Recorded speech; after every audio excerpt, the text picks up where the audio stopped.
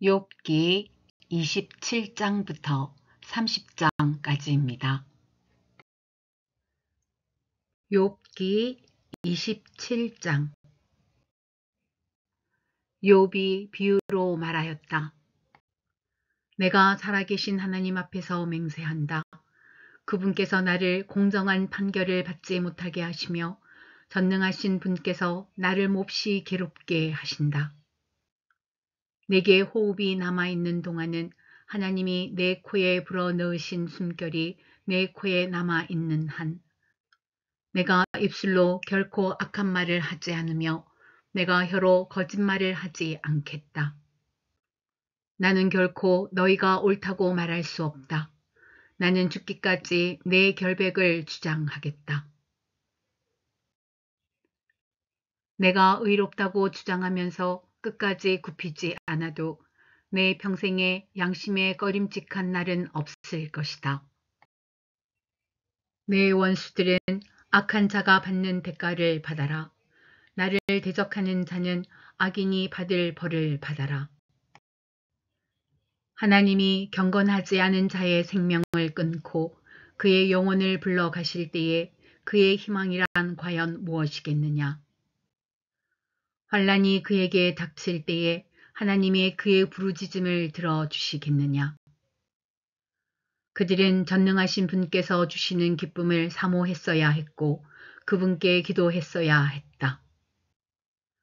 날더러도 하나님의 응답이 얼마나 큰지 가르치라고 해 보아라. 전능하신 분께서 계획하신 바를 설명하라고 해 보아라. 그러나 그만두겠다. 이런 일은 너희도 이미 알고 있는 것이 아니냐. 그런데 너희는 어찌하여 그처럼 터무니없는 말을 하느냐. 하나님이 악한 자에게 주시는 벌이 무엇인지 전능하신 분께서 폭력을 행하는 자에게 주시는 벌이 무엇인지 아느냐. 비록 자손이 많다 해도 모두 전쟁에서 죽고 말 것이다. 그 자손에게는 배불리 먹을 것이 없을 것이다. 살아남은 사람은 또 연병으로 죽어 매장되니 살아남은 가부들은 기가 막혀서 울지도 못할 것이다. 돈을 셀 수도 없이 긁어 모으고 옷을 산더미처럼 쌓아 놓아도 엉뚱하게도 의로운 사람이 그 옷을 입으며 정직한 사람이 그 돈더미를 차지할 것이다.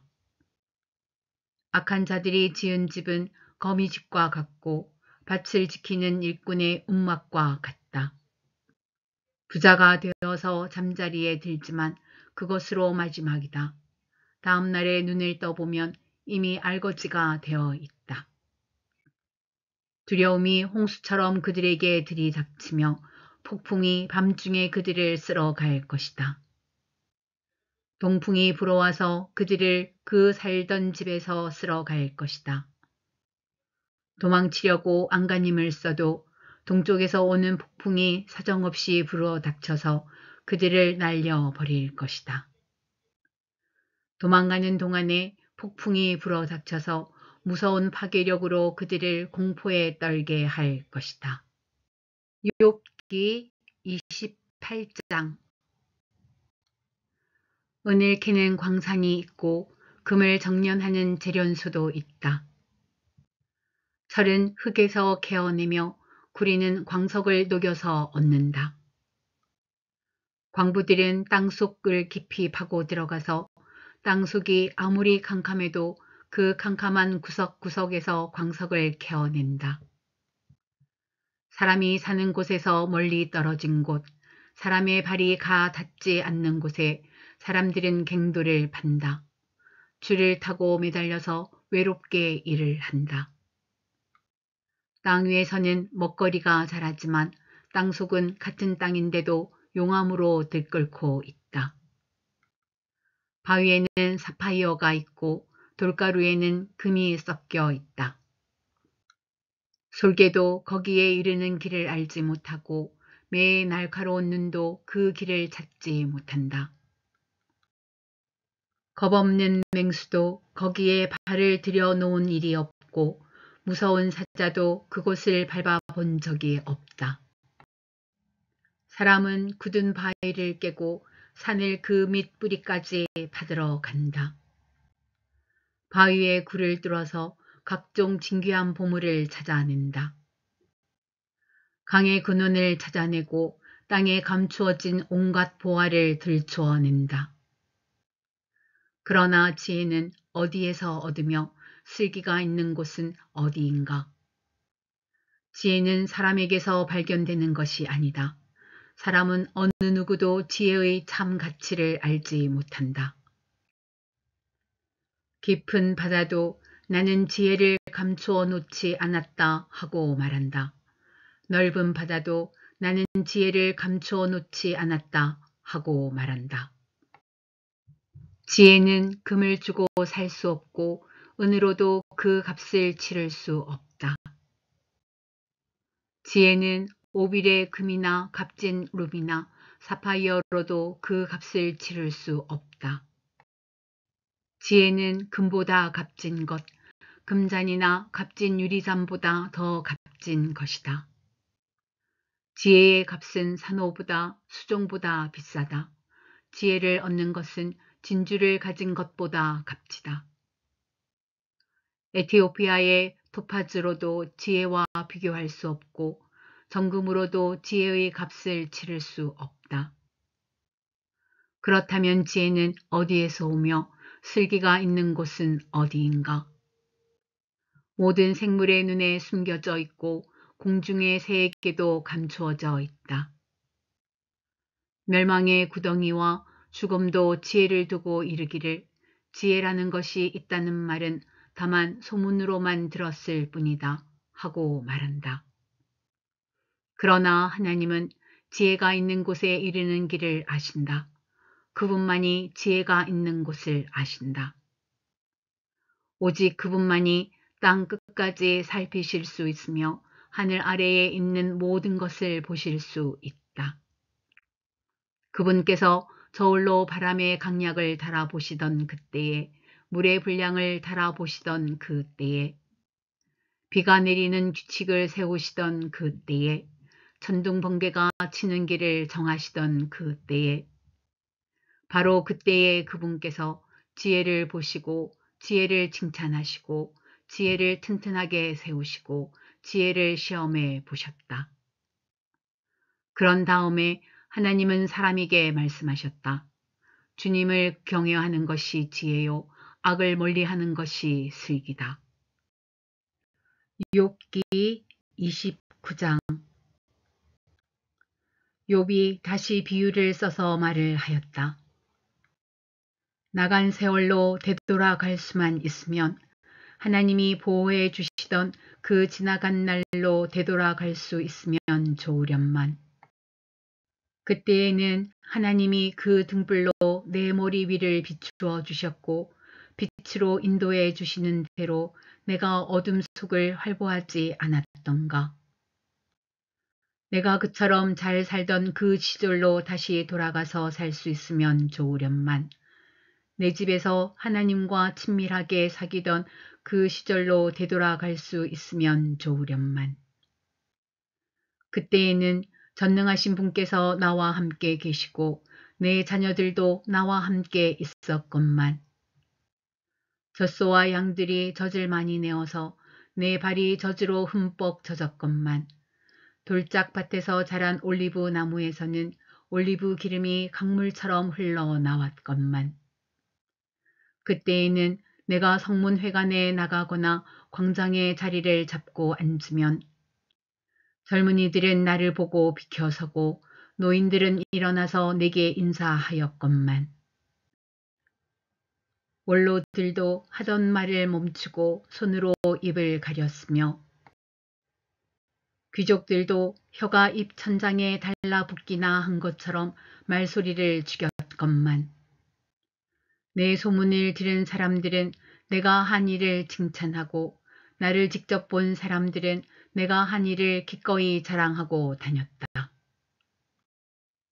내게 도움을 청한 가난한 사람들을 내가 어떻게 구해 주었는지, 의지할 데가 없는 고아를 내가 어떻게 잘 보살펴 주었는지를 자랑하고 다녔다. 비참하게 죽어가는 사람들도 내가 베푼 자선을 기억하고 나를 축복해 주었다. 과부들의 마음도 즐겁게 해 주었다. 나는 늘 정의를 실천하고 매사를 공평하게 처리하였다. 나는 앞을 못 보는 이에게는 눈이 되어주고 발을 저는 이에게는 발이 되어 주었다.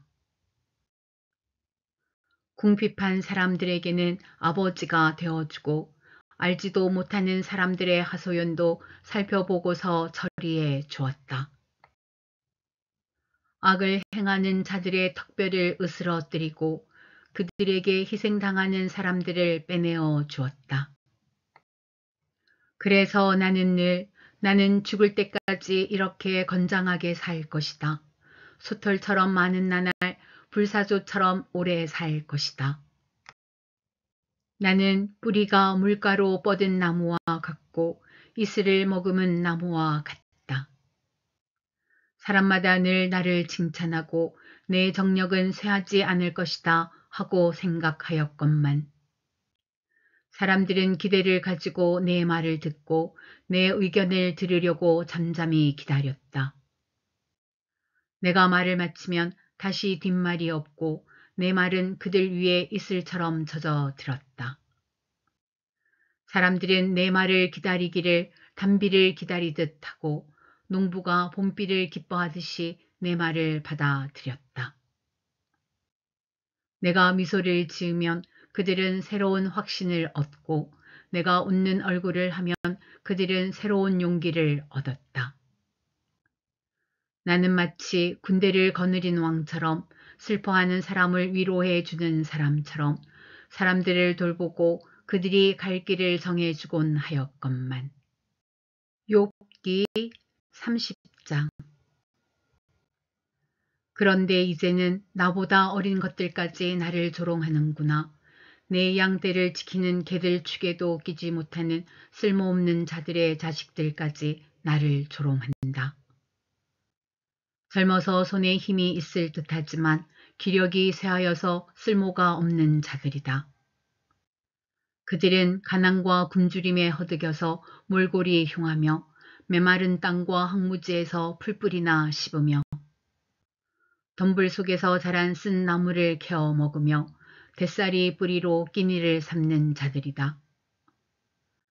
그들은 사람 축에 끼지 못하여 동네에서 쫓겨나고 사람들이 마치 도둑을 쫓듯이 그들에게 도둑이야 하고 소리를 질러 쫓아버리곤 하였다. 그들은 급류에 패여 벼랑진 골짜기에서 지내고 땅굴이나 동굴에서 살고 짐승처럼 덤불 속에서 움츠리고 있거나 가시나무 밑에 몰려서 웅크리고 있으니 그들은 어리석은 자의 자식들로서 이름도 없는 자의 자식들로서 회초리를 맞고 제 고장에서 쫓겨난 자들이다. 그런데 그런 자들이 이제는 돌아와서 나를 비웃는다. 내가 그들의 말거리가 되어버렸다. 그들은 나를 꺼려 멀리하며 마주치기라도 하면 서슴지 않고 침을 뱉는다.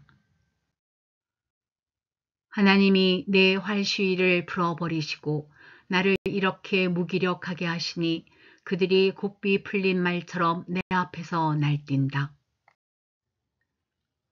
이 천한 무리들이 내 오른쪽에서 나와 겨루려고 들고 일어나며 나를 잡으려고 내가 걷는 길에 덫을 놓고 나를 파멸시키려고 포위망을 좁히고 있다. 그들은 내가 도망가는 길마저 막아버렸다. 그들이 나를 파멸시키려고 하는데도 그들을 막을 사람이 아무도 없다. 그들이 성벽을 뚫고 그 뚫린 틈으로 물밀듯 들어와서 성난 파도처럼 내게 달려드니 나는 두려워서 벌벌 떨고 내 위험은 간 곳 없이 사라지고 구원의 희망은 뜬구름이 사라지듯 없어졌다. 나는 이제 기력이 쇠하여서 죽을 지경에 이르렀다. 지금까지 나는 괴로운 나날들에 사로잡혀서 편하게 쉬지 못하였다. 밤에는 뼈가 쑤시고 뼈를 깎는 아픔이 그치지 않는다. 하나님이 그 거센 힘으로 내 옷을 거세게 잡아당기셔서 나를 옷깃처럼 휘어 감으신다. 하나님이 나를 진흙 속에 던지시니 내가 진흙이나 쓰레기보다 나을 것이 없다. 주님, 내가 주님께 부르짖어도 주님께서는 내게 응답하지 않으십니다. 내가 주님께 기도해도 주님께서는 들은 채도 않으십니다. 주님께서는 내게 너무 잔인하십니다. 힘이 세신 주님께서 힘이 없는 나를 핍박하십니다. 나를 들어 올려서 바람에 날리게 하시며 태풍에 휩쓸려서 흔적도 없이 사라지게 하십니다. 나는 잘 알고 있습니다. 주님께서는 나를 죽음으로 몰아넣고 계십니다. 끝내 나를 살아있는 모든 사람들이 다 함께 만나는 그 죽음의 집으로 돌아가게 하십니다. 주님께서는 어찌하여 망할 수밖에 없는 연약한 이 몸을 치십니까? 기껏 하나님의 자비나 빌어야 하는 것밖에는 아무것도 할 수 없는 보잘것없는 이 몸을 어찌하여 그렇게 세게 치십니까? 고난받는 사람을 보면 함께 울었다. 궁핍한 사람을 보면 나도 함께 마음 아파하였다. 내가 바라던 행복은 오지 않고 화가 들이닥쳤구나. 빛을 발았더니 어둠이 밀어 닥쳤다. 근심과 고통으로 마음이 갈기갈기 찢어지고 하루도 고통스럽지 않은 날이 없이 지금까지 살아왔다. 햇빛도 비치지 않는 그늘진 곳으로만 침울하게 돌아다니다가 사람들이 모여있는 곳에 이르면 도와달라고 애걸이나 하는 신세가 되고 말았다. 나는 이제 이리의 형제가 되고 타조의 친구가 되어 버렸는가? 내가 내 목소리를 들어보아도 내 목소리는 구슬프고 외롭다. 살갗은 검게 타서 벗겨지고 뼈는 열을 받아서 타 버렸다. 수금 소리는 통곡으로 바뀌고 피리 소리는 애곡으로 바뀌었다.